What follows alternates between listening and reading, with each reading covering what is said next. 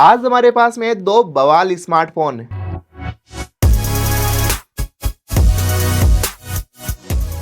एक तरफ है Infinix Note 50s 5G और दूसरी तरफ है iQOO J10X 5G।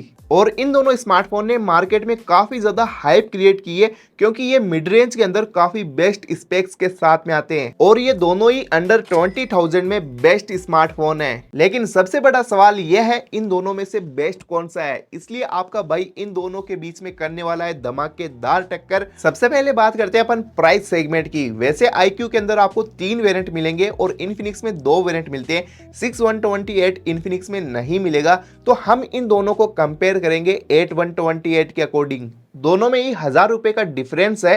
स्मार्टफोन को छोड़ के दोनों के बॉक्स में देखते हैं सबसे पहले क्या क्या मिल जाता है। दोनों में ही आपको चार्जर एडेप्टर इन बॉक्स मिल जाएगा। Vivo के अंदर 44 वोल्ट फ्लैश चार्जर और Infinix के अंदर 45 वोल्ट चार्जर मिलेगा। Type A to type C data cable, लेकिन दोनों के अंदर ही आपको ट्रांसपेरेंट केस नहीं मिलेगा। iQOO आता है ट्रांसपेरेंट केस के साथ में और Infinix में आपको कलरफुल केस मिलेगा, जो काफ़ी अच्छी बात है, और कुछ डॉक्यूमेंट और सिम एग्जिटर पिन। तो फाइनली ये है दोनों ही स्मार्टफोन Infinix Note 50s और iQOO J10X 5G।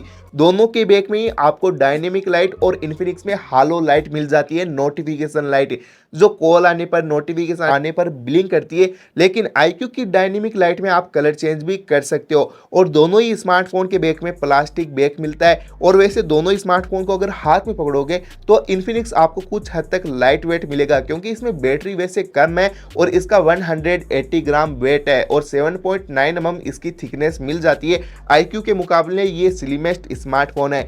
iQOO के अंदर बैटरी को बढ़ा दिया गया है, इसकी वजह से इसमें आपको 209 ग्राम इसका वेट मिलता है और 8.9 mm इसकी थिकनेस है। वैसे लुक्स और डिजाइन में तो दोनों ही अमेजिंग है। बस यहाँ पर आपको iQOO के बैक में क्वाड कर्व डिजाइन मिलती है और फ्रंट से बिल्कुल यहाँ पर फ्लैट मिलेगा।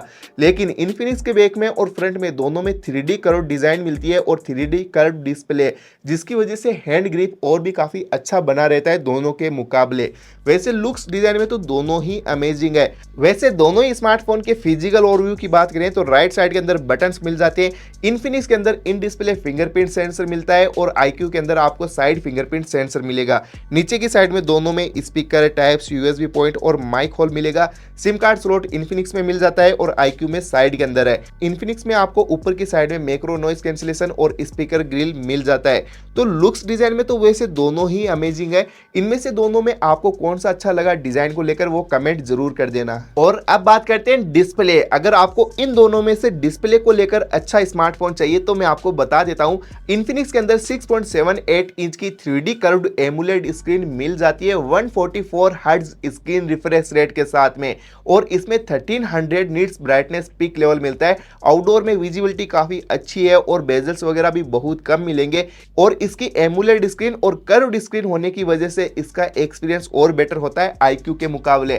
iQOO के अंदर आपको 6.72 इंच की 120 हर्ट्ज स्क्रीन रिफ्रेश रेट मिलती है और इसमें आपको FHD प्लस IPS LCD मिलेगी, जिसकी वजह से फिंगरप्रिंट स्कैनर भी साइड में मिलता है और Infinix में इन डिस्प्ले फिंगरप्रिंट सेंसर मिलेगा और इसमें 1050 निट्स ब्राइटनेस पीक लेवल मिलता है, HBM ब्राइटनेस पीक लेवल मिलेगा। तो दोनों को मैंने आउटडोर में यूज करके देखा तो ब्राइटनेस के मामले में Infinix की डिस्प्ले और ज्यादा ब्राइट है। वैसे दोनों में आप 4K कंटेंट व्यू कर सकते हो, लेकिन जो डिस्प्ले के कलर्स वगैरह यहाँ पर वैसे तो दोनों में अच्छे मिल जाते हैं, लेकिन और भी ज्यादा बेहतरीन आपको Infinix में कलर्स वगैरह देखने को मिलेंगे। और दोनों की डिस्प्ले वैसे तो स्मूथ है, लेकिन यूज करने में और ज्यादा स्मूथ आपको Infinix की डिस्प्ले फील होगी। तो दोनों में से ही आपको डिस्प्ले बेटर Infinix में देखने को मिल जाती है। दोनों ही स्मार्टफोन में सॉफ्टवेयर की बात करें तो दोनों में ही Android 15 मिलते हैं और दोनों में ही आपको AI के फीचर्स भी मिलेंगे।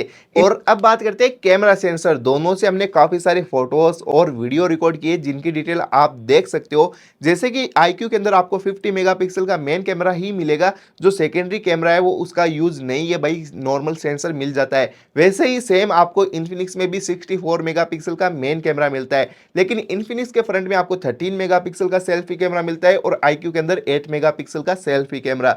तो हम आपको पता है मेगापिक्सल पर यकीन नहीं करते और वैसे दोनों ही स्मार्टफोन से आप 4K के अंदर वीडियो शूट कर सकते हो। और फाइनली अब बात करते हैं दोनों स्मार्टफोन के बैटरी बैकअप। इन्फिनिक्स के अंदर आपको 5500 mAh बैटरी मिलती है और iQOO के अंदर 6500 mAh बैटरी मिल जाती है। इन्फिनिक्स के मुकाबले iQOO में 1000 mAh बैटरी ज्यादा है, जिससे आपको बैटरी बैकअप और ज्यादा मिलेगा। और चार्जर की बात करें तो iQOO के अंदर आपको 44 वॉट फ्लैश चार्जर मिलता है और इन्फिनिक्स में 45 वॉट का चार्जर मिलेगा, जो इस स्मार्टफोन को लगभग ऑलमोस्ट 0 से 100% 40 मिनट के अकॉर्डिंग चार्ज कर देता है। वैसे दोनों ही स्मार्टफोन में चार्जर में कोई डिफरेंस नहीं है, लेकिन बैटरी का फर्क होने वाला है, जो कुछ हद तक फास्ट चार्ज वैसे इन्फिनिक्स हो जाएगा क्योंकि इसकी बैटरी थोड़ी कम है। और अगर आपको ज़्यादा बैटरी बैकअप चाहिए तो आप iQOO की तरफ जा सकते हो। और फाइनल रिव्यू की बात करें तो हमने दोनों ही स्मार्टफोन के नेगेटिव और पॉजिटिव आपको स्क्रीन के ऊपर मेंशन किए हैं, जिनकी डिटेल आप देख सकते हो कि आपको कौन सा फीचर्स चाहिए दोनों ही स्मार्टफोन में, जिसकी तरफ आप जा सकते हो। वैसे डिस्प्ले वगैरह आपको इन्फिनिक्स में और बेटर देखने को मिल जाती है। कैमरे की डिटेल थोड़ी सी ज़्यादा देखने को मिलेगी iQOO के मुकाबले। अगर आप इन दोनों स्मार्टफोन का किसी और स्मार्टफोन से कंपेरिजन चाहते हो तो वो भी कमेंट कर दीजिए। चैनल को सब्सक्राइब भी कर देना, जो सबसे पहले आपके पास में वीडियो आ जाए।